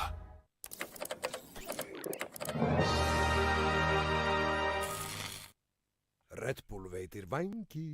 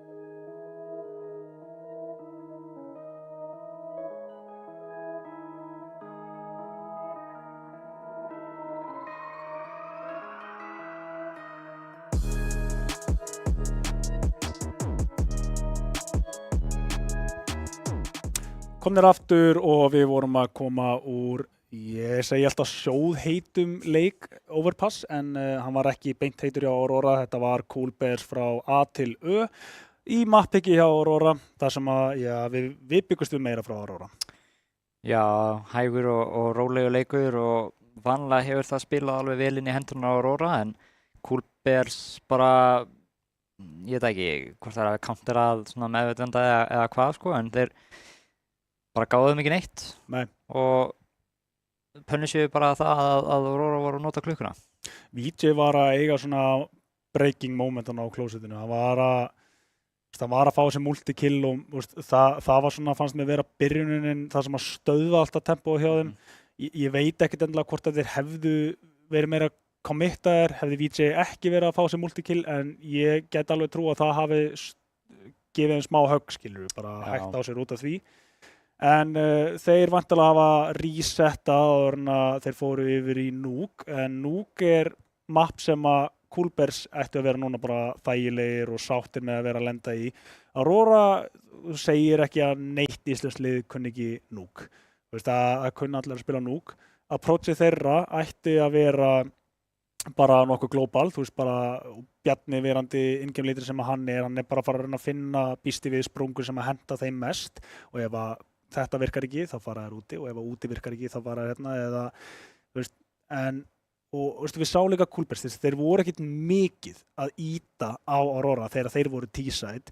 Ég er kannski frekar að horfa á þegar Aurora fer T-side en það hvað þau eru að kannski gera setja með, þú veist, núna, við sáum Coolbers ekkert endilega að spila eins aggressíft og við heldum fyrst. Við vorum að búast meira högg í það, þú sagðir að þeir myndu nota engan tíma til að koma sér inn á sætin. Eru þeir að fara að breyta því núna? Sko, ég veit ekki alveg að þeir eru ekki með nonna. Það sem var að virka ógeðslega vel fyrir þeim fyrir viku var að þeir voru með inni-XX sem var bara með einhverjum mörgum mollum og það alveg bara rústaði alveg 2-3 gunroundum fyrir Aurora. Þannig að það er spurning að þú tekur það út, kannski er þetta aðeins jafnara ef þú veist Aurora byrja að setja sæt, vinna kannski pistol og fyrsta gun og Coolbers er ekki með þetta inni-XX í höndunum því að nonni er ekki hana, þá kannski þú veist fara þær í eitthvað annað sem virkar þá ekki að vel eða hvað sko. Þannig að já, ég held að það sé ekki setjusæti endilega sem Aurora þurfa að vera að horfa til þess að vera að vinna þennan leik. Það er spurning sko hvort það er ná að hafa terrið sitt betra heldur en það var í overpassinu. Já, það verður allavega að vera betra. Og þeir svo sem áttu ekki mikið af terrandum í leiknum fyrir viku sko en já, ég held að það sé ef þeir ná nógu mikið af randum á setja þá snýst þetta mikið meira terri hjá þeim. En sjáum hvernig approachi verður hjá Coolbers núna, byrjandi D-side í afsakið sínu mappiki og þetta lítur út fyrir að vera nokkuð svona röst pop hjá þeim. Þeir eru búin að stilla upp flassi hérna fyrir viðbyggingu. Enginn er að spila inni á sætinu á A, það er bara venni í Heaven. Já, þetta er Heaven Smoke, ok. Ég var að spá hvaða Smoke Clever var að læna upp í sko, en það var Heaven Smoke. Þeir eru að keyra hérna í baki Clever, býttu búastur við honum eða hvaðan allavega nær einum, það er ekki setna killinu, þeir eru meður í hlæðslu. Nei, hann brósir þarna vissi að hann fekk gefins mögulega einni viðbót en plantið endar á B, þeir fara niður vendið. 3 á 3. Og eru að halda vendinu, Edison fær eiginlega bara frýttkillarna í sig. Bjarni núna fyrstur inn, Venni er með kittið. Þarf að vera næstur inn. Það er smoke. Hvar lendur hann? Gamlar að hendir smokinum actually á bombuna, situr á henni. Bjarni heyrir þetta. Oh no, nei, það er ekkert svona í búði núna. Blaster, þurrka þetta út. Ég held að Aurora hafi ekki séð fyrir sér þennan vinkil að þeir færi bara niður vendið.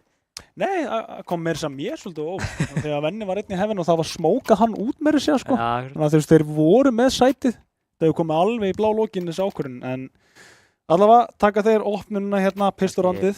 Kannski ákvörðun sem var tekin eftir að Clever heyrði í þeim 3 lobby eða eitthvað. Það má vera. Jú, það er reyndar rétt. Gæti alveg að hafa verið trigger sko. Það var séð þetta væri eitthvað. Ég efast allan að planið hafi verið að fara niður venn. Það kemur mikið óvart sko. Kom mér óvart að þeir voru svona tilbúinir að Clever væri þarna alveg aftast. Eða voru alltaf að leita á honum sko. En ég held að það sé flassi sko. Því að þegar þú ferð inn þá býstu alltaf við því að sé gæi terr að kasta flassi. Ég held að þeir vissu kannski endilega að hann hafi verið upp á sælu að kasta flassinu. Nei, mitt. En þeir byggust örugglega við einhverjum að kasta sko. Og tvær diglur hérna á Aurora. Scout 5-7 og MP9.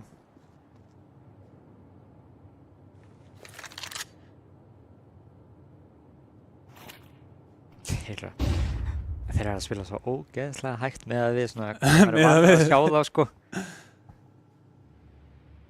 Það virðist alveg vera slá Aurora smá á laginu sko. Já, það kemur mér óvart sko. Og við náttúrulega núna með inside info og Bjarni var greinilega ekki að búast við því. Það er svona hvort hann hafi verið tilbúin við því en það var ekki það sem hann gískaði á.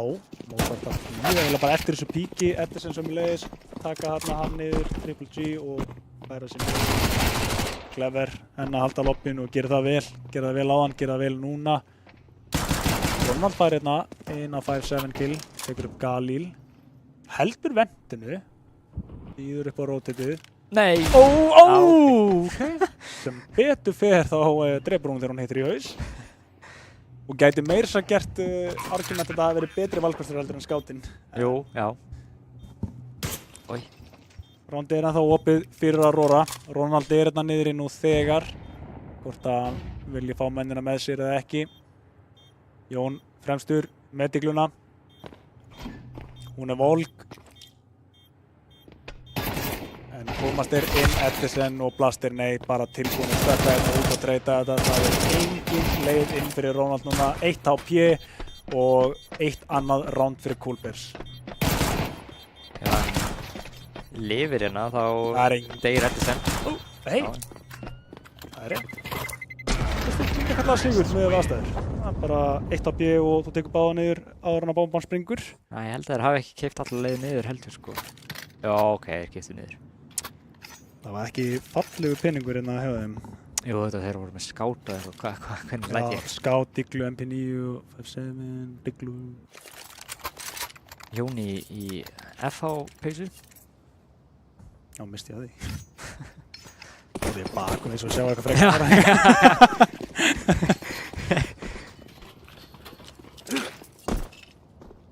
Sjáðu crossmókan úti. Er þetta Navi-smókan þeir?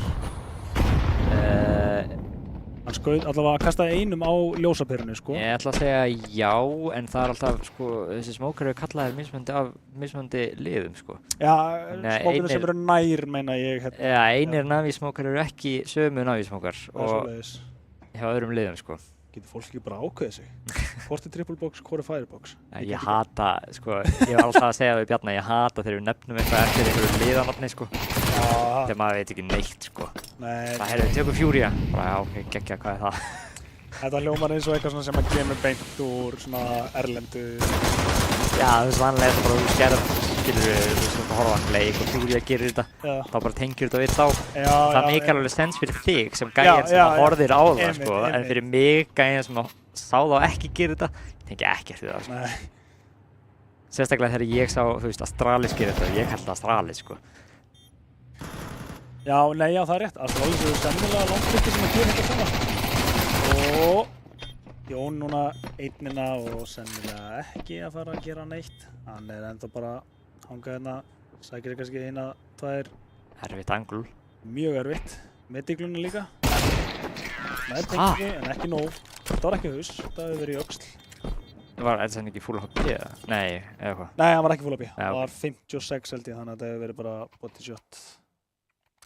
Jú, æði blekki mig stundum, sko. Ég sá bara á Edison til að skoða það fyrir.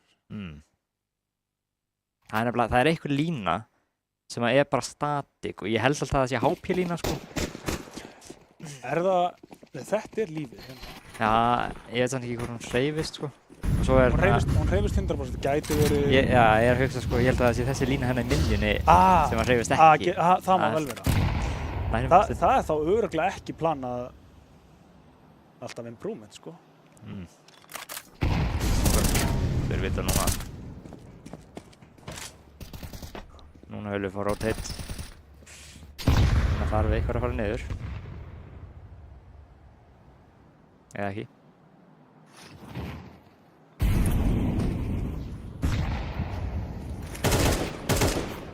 Menn eru bara að pikka hérna úti. Coolbears eru að spila mjög öruggan leik, myndi ég segja. Það er svona að þeir eru... Hann er mjög, já, hann er... Þeir eru ekki að gefa Aurora neitt nema að vera tilbúinir í treytin. Þeir eru ekki að fara neitt fram úr sér, spila þennan stefninsleik. Venni framalega og nær VM flikkar þarna rétt svo Blaster VJ stekkur út og það er Ronald sem tekur á móti honum. Núna allt í einu slefur á móti bara 2 eftir og ekki saman eitthvað öðru.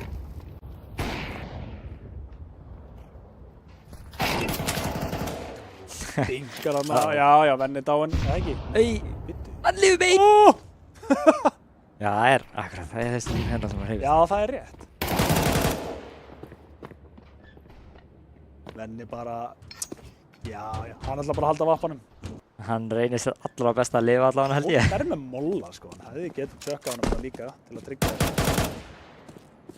Já, 9 sekundur eftir og hann er að reyna að lifa en Bjarni ætlar ekki að lifa honum þetta. Veit hversu mikilvægt gæti verið að drepa hann eftir tíma og meiri sér sérðu þetta. Þeir eru ekki fyrr en eftir tíma og hleypur á eftir að staða núna en ég held að Mozart sé með... Új, yfir. Já, betra að komast lifandi með þetta. Og það er meiri sér að nægan penning í bankan getur kastað yfir. Þetta var geggjað gulapush hjá Vafanum. Já, ekki smá. Seinna killi var líka alveg krúsjál, sko. Það er bara... Þetta fær +1 hjá mér. Vanlegast er ég eini Vafan sem pushar gula, sko. Það er gaman að sjá þetta virka fyrir einhvern annan líka, sko. Ég veit.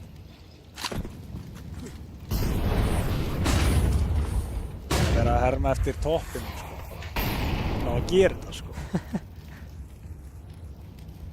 En þá rólegur leikur. Ég meina, ef þú horfir á frá því sjónarhorni að Aurora er að brenna utilityinu snemma ennþá. 2 málur að smóka koma strax en Coolbears eru bara leiðir að fljóta. Þetta er ekki það sem þú vilt gera. Nei, Edison er bara að spila sinn leik hérna. Ætti og rólega að koma Aurora í þetta og þetta er svo frustrating leikur þegar á veista menninir eru bara að hangsa ekki hér. Bjarni þarf að gera skót hérna nær 2 en það dugar ekki. Venni sé ekki hvað gerist eftir hann niður. Hann deyr úr fall damage. Vond hefur verið takkað eitthvað við Jón núna 1 á 3 og hann grunar alveg mann bak við sig en Mozart er 1 HP aftur og já, bara... Já, ég skil af hverju Triple G pushar hana inn í gula. Þeir voru svolítið inni tekið kom og þeir held að þetta væri inni þannig að þeir voru búin að overrotita svolítið inn þannig að hann þurfti svona einhverjar upplýsingar að þeir vissu ekkert hvað var að gerast annars staðar, sko. En að gera þetta einn. Bjarni var ennþá upp á sælóinu, Jón var eiginlega ekkert ready og þetta var, já. Svolítið erfiður pakki. Já, þeir hefðu, ég held að ánsöks eða þeir hefðu bara staðið kjör, það hefðu unnið rándið, sko. Það var svona smá overcook að reyna að pusha hana. Þetta er allavega, ég held að Coolbears séu mjög sáttir að vera komið strax 4 ránd á Aurora í T-side. Og það lítur út fyrir eins og þeir séu að stjórna rytmanum hérna. Clever og Bjarni sikkort killið en oftar en ekki er það betra fyrir Terran að vera með fleiri leikmenn og horfa á bara þeir executa síðan sætið. Aurora þurfa að vera dreifður og halda öllu en núna er sennilega komið infóið. Bjarni er að nógu snöggur, hann ætlar að reyna að koma sér fram fyrir gluggan en hann er spottaður held ég að hljóta að vera spottaður. Yes, VJ er að horfa beinustu línu á hann, næstu því komið fyrir hot, Ronald nær 2 í sprayi en meira verður það ekki, 2 á 2 núna, Triple G og Jón á móti Edison og Blaster. Edison kíkir en Triple G er nýkominn framjá og akkurat er ástæða fyrir að Blaster fellur niður. Býst við að Edison sé með þetta. Nú er Edison kominn í 1 á 2 og þetta er ennþá heimur og þetta ætti að vera Aurora round. Sérstaklega með þennan smók, sérstaklega með þetta info. Þá ætti þetta að vera Aurora. Eina hættulega er núna sprayið. Flassi kemur út en ekkert kemur í kjölfarið á því. Stikkar hann aftur og sprayið neglir hérna 79 HP, Edison í 1 á 2, sprayið aftur, það er ekkert stikk, hann hengur eftir honum en það er bara slagur hægri vinstri og engin tími fyrir Jón til þess að taka þetta heim. Coolbears er að taka 5. roundið sitt og gefa Aurora ekki neitt.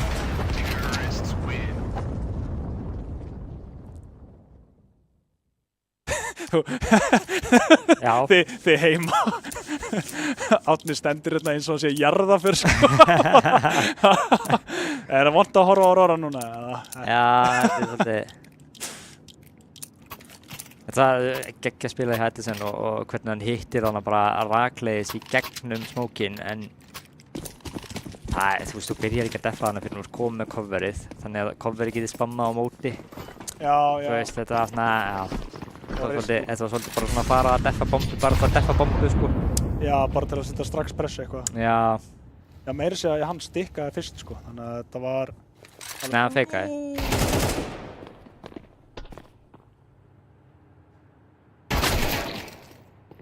DJ eiginlega bara rétt spottar þetta, misti angulið en heldur svo lifandi. Þeir eru 2 þarna og Blaster finnur opnununa, Jón fallinn. Þeir eru bara diglur. MP9, P250 og Triple G með skáttinn úti. Bara diglur, segir hann. Bara diglur, bara digla. En sko, Ég var meira hrædd. Ok, nú AK, en hún má bara vera eftir. Díklan veit ekki hvort eitthvað sé hjá sig, hann snýr samt við, sækir hana, en þeir eru komnir með B-sætið hérna. Blast er Clever stutt á eftir með bombuna.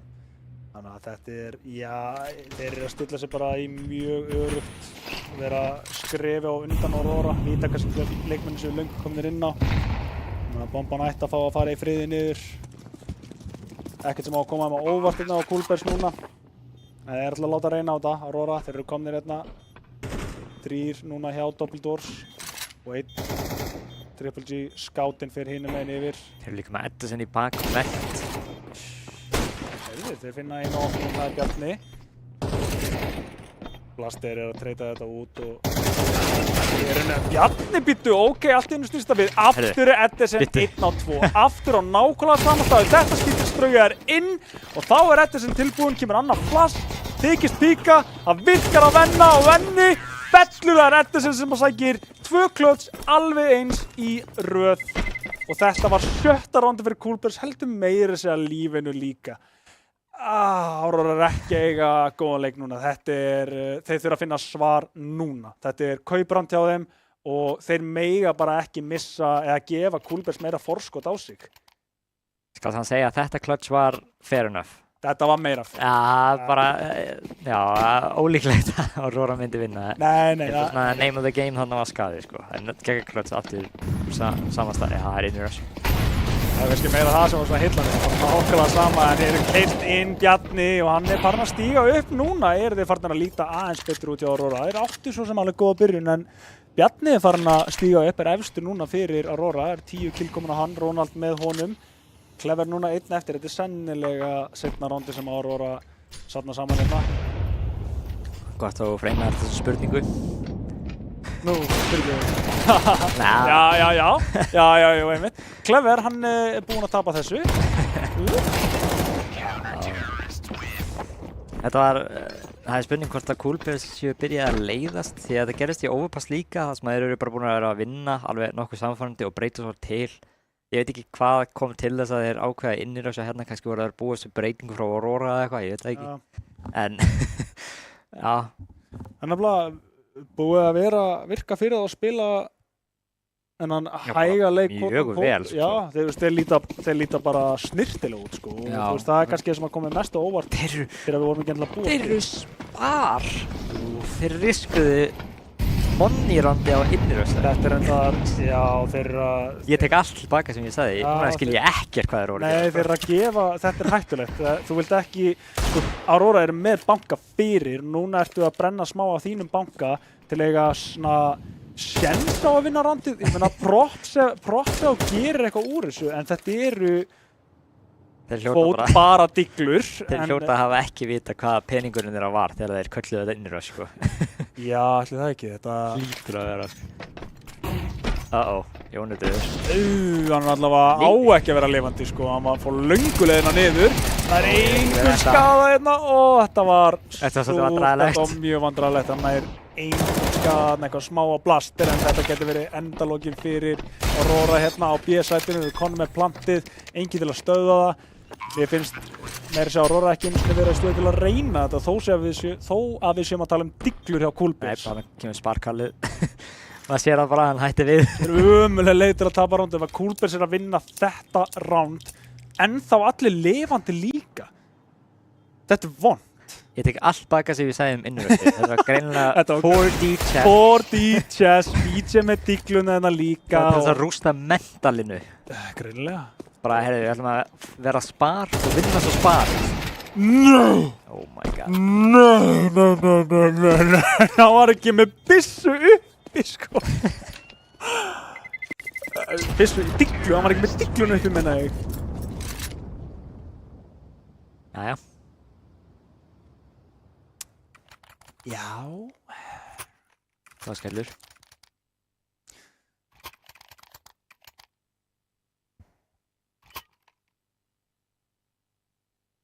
Kannski gefa Coolbears annan séns og innrössar bara.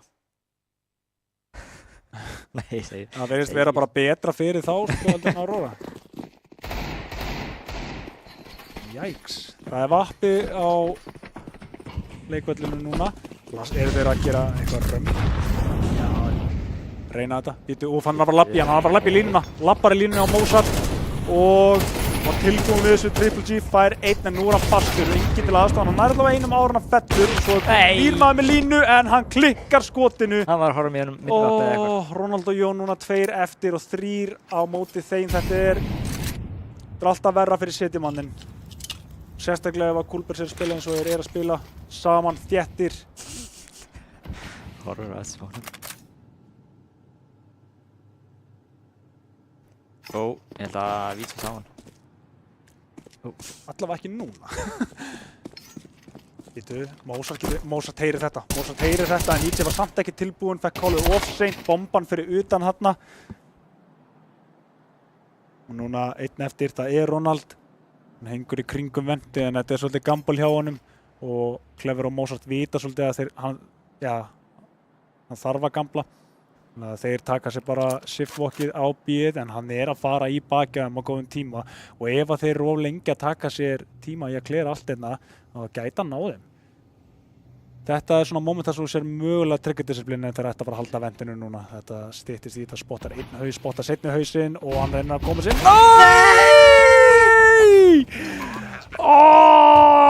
Þú veist, ég finn svo til með þér. Ég held að fleiri væri í hans stöðu þarna og hefðu spilað trigger-disciplínu. Kannski skoti fyrr en... Mozart er tímklassar þannig að hann snýr sér við. Já, það er... What can you do? Í öðrum orðum, spoiler alert fyrir þá sem að vilja horfa á Dusty sögu, þá er ég að fara að henda hérna út skori. Bring it, spoiler alert, þannig að þið fáið 5 sekundir, Dusty 2-0, þið fengur ekki til 2-0, en ég meina, við byggust alveg við því, en byggust ekki við þessari niðurstöðu hérna, Coolbers væru bara á milljón og þó svo þetta líti alltaf ágætlega til að byrja með fyrir Aurora, sko meiri sér núna, 3v2, þá er ég ekki einu sinni samfærður að Aurora muni taka þetta. Því að Coolbers þeir virðast bara finna alltaf einhvern veginn svar sem að sundra þeim saman. Og kill. Mozart klikka skotinu þarna, það var eiginlega þurft að gerast. Clever en þetta er erfitt. Kemur bombinu niður. Hefur nægan tíma til að repositiona, það er enginn komin til staðar strax. Jón reyndar snöggur niður rampinn, spottar hann og seinni manni. Fær sensin á sprayinu en Bjarni duglegur að treyta þetta út. Ég var stressaður sko. Ég var líka stressaður en þriðja rándið kemur inn allavega. Þeir, þá þriðja rándið sitt og geta sótt það fjórða. Ég veit ekki hvað peningur stendur núna á Coolbers en þeir fengu plantin niður þannig að sennilega nógu og góður. Já, þetta sé ekki bara, þú veist. Já. Þeir hafa ekkert verið að nota það mikið utilið þannig að þú veist. Nei, líka, þú veist, byssur, ég meina... Kemur líka bara óvart að þessi að fara í util og galla í staðan fyrir að kaupa sér bara AK, ég meina þeir hafa ekkert með þetta util að gera. Kemur bara óvart að þessi að kaupa, þú veist, bara riffla frekar en diglur því að digluna voru allir lifandi þegar þeir spila það, sko. Galil, Dink eða Diglu, One Dink.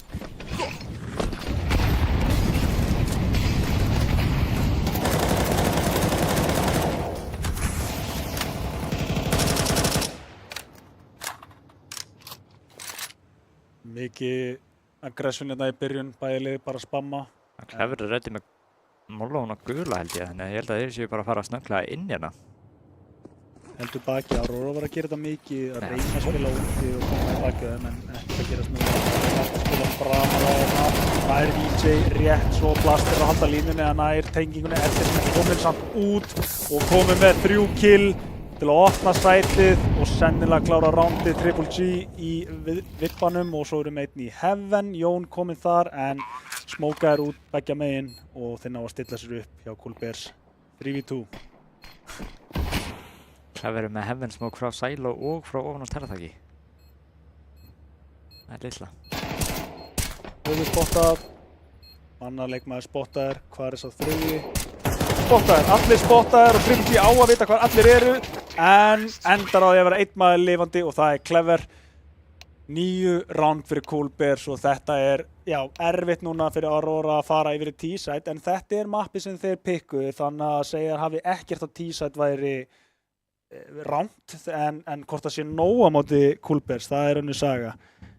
Líka áhugavert að horfa á killdreifinguna, maður myndi ekki halda horfandi á killina að þetta væri 9-3 leikur sko.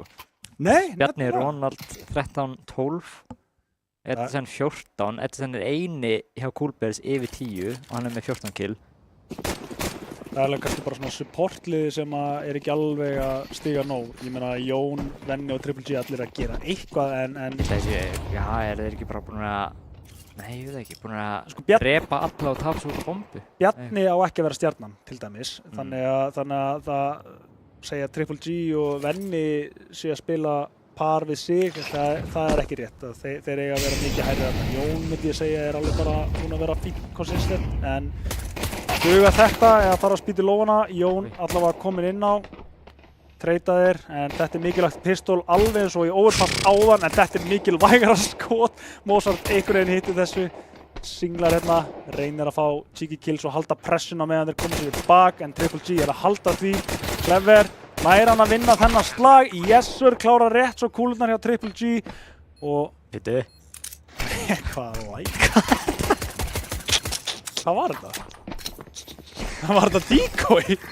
Var þetta decoy? Nú, ok, ég held að hann hafi bara farið í Hvað var þetta? Ég held að hann hafi kastað flassi úr... Hvert fór þetta? Bara bánsaði í vegginn og svo uppi hjá honum. Það flasslæni þarna. Já. Þetta var bara ekki það. Nei.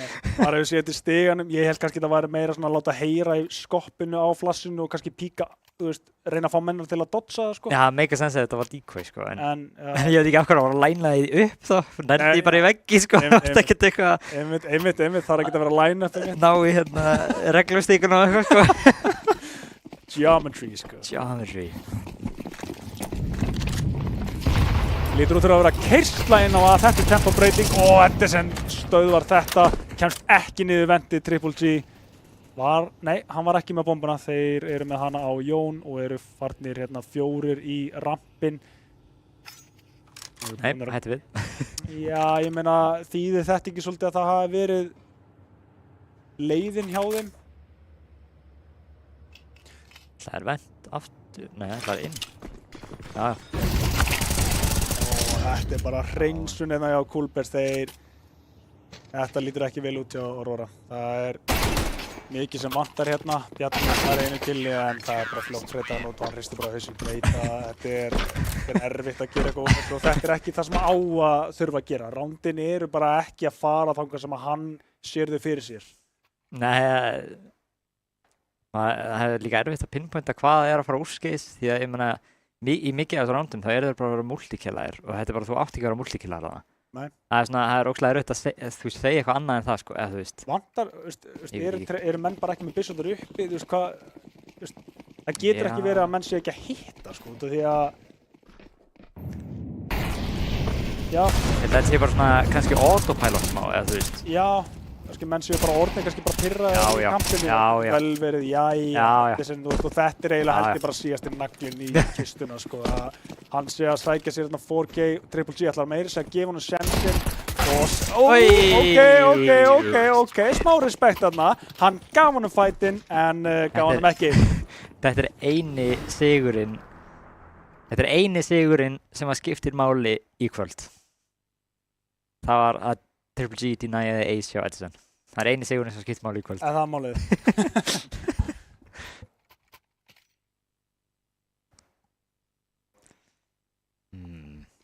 12-3 og leið fyrir Aurora inn í þetta þetta meira sér lengri sprett. Það var alltaf 4 í seinasta mappi. Já, vorum að reyna að selja það, overpass og það var þeirra mappick. Nú erum við ekki í þeirra mappicki og þeir eru með erfiðara skor framöndan. Já, þetta þú veist, 1 in a million eiginlega bara að fara að detti í. Já, það spurning hvort þú viljir vinna þennan leik eða vinna í lottóinu. Hvar viltu nota heppnina þína? Sem Aurora þarf að segja. Það einhver í chatinu núna að segja áfram Aurora. Þegar hann full committaður í þetta. Einhver sá sem að segja fyrst núna áfram Aurora. Nafni hans fer bara í Hall of Fame, sko, ef þetta gerist. Sko. Ég skal sjá til þess að sá maður fáið 1000 kall, sko. að vera breiða, sko. Vá. En já, ég myndi ekki segja þetta ef ég væri ekki nokkuð sem að þetta sé sannlega búið og byrjar ekki vel. Blastir búin að finna opnun, þeirra læðast niður í vendið en það vantar einn leikmann og hann átti að vera að sjá Líka smókur niður í, hann var að koma niður. Og Mozart bara, þeir eru bara tilbúin að kemur þarna. Já, þetta bara að hreinsa complexity flassi þarna uppi og Bjarni, já, ok. Finnur tvær opnunni, hann búinn að vera að gera mest fyrir að Aurora og það í frag outputinu, Triple G, 1-1. Famasinn maður. Snýr sér ringi, en VJ og Blaster eftir hérna. Er þetta bara unnið það? Þetta gæti verið unnið fyrir það.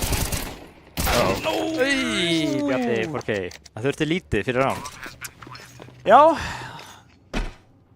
Bjarni komið blóðuna sem eftir þetta eina rán, sko, það bara, nokkur andið upp á strákar, koma svo, nú þið. Bjarni þarf bara 8 4K viðbót. 8 4K viðbót. Nei, það er eins og ekki nóg, hann þarf þá 4 ofan á það, líka alltaf vinna OT, sko. Jú, svo það. Það var náttúrulega bara voðalega antiklimatik að draga okkur í overtime til þess að halda fram að spila eins og þeir eru að spila, sko. En ég ætla ekki ég meina þeir voru að vinna round núna, þeir ætla að gefa okkur eitthvað, en það er bara no room for error, það er vandamálið. Edison meira segja heldur þessu áfram Triple G núna annað skipti sem hann klikkar á þessu, búinn að reyna að væntdæfa tvís og svona. Tók líka bara báðar hendur af upp í loft. Já, bara, nei. Já. Herru, Bjarni reyndar ennþá lifandi. Úrstæði mér. Ok. Cheeky boost. Og meira. Skila sér, en þetta þýðir 2 leikmenn þarna og Mozart bara kom með línuna á boosterinn. Bjarni núna, ok, störblindur. Hann komið 2. Hann komið, imagine. Ok, Venni allavega aðstofar hérna, Blaster í vippanum. Ég held að hann sé að og þurfi að bíða eftir smoke, Clever á leiðin í bak. Blaster búinn að láta vita að sér líka, spammar hérna, en hvað Clever? Það hinn spurningin. Bjarni þarf að fá 4K til þess að gera eitthvað úr þessu og hann í stöðu til þess að gera það, en Blaster ekki óvanur þessu, hann stikkar og ætlar hann að gera það við hann! Nei! Hann fer af henni á síðustu sekundu, en þannig endar þetta Coolbears 13-4, 2-0 sería fyrir þeim og þeir eru komnir í semifinals. Þeir eru ekki að mæta Dusty, eða nokkuð. Dusty eru hinum megin á endanum í play-inu, ekki? Nei, þeir eru að mæta Dusty. Þeir eru að mæta Dusty.